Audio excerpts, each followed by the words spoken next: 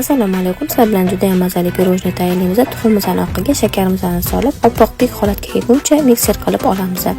Endi tuxumimizni sarig'ini solib, yengil lopatkada aralashtirib olamiz. Ustidan unimizni chetidan o'tkazib sovolib, yaxshilab lopatkada aralashtirib olamiz. Kakao bilan razafetilni ham solib, yaxshilab lopatka yordamida aralashtirib, qolpimizga sovolib 170 gradusda duxovkada pishirib olamiz. Pishib chiqqach, sovigan olib qo'yamiz. Endi kremni tayyorlaymiz. Qaymoq, go'shoni molokoni solib, isi tushguncha mikser qilib olamiz. Qo'shlarimizni kofeli propitka qilib olib, mishok yordamida xuddi videodagi chiqazib olamiz kremimizni.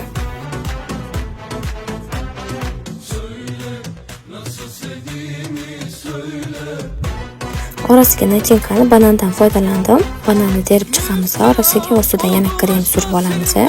Va oxirgi qo'shimizni ham qo'yib olamiz.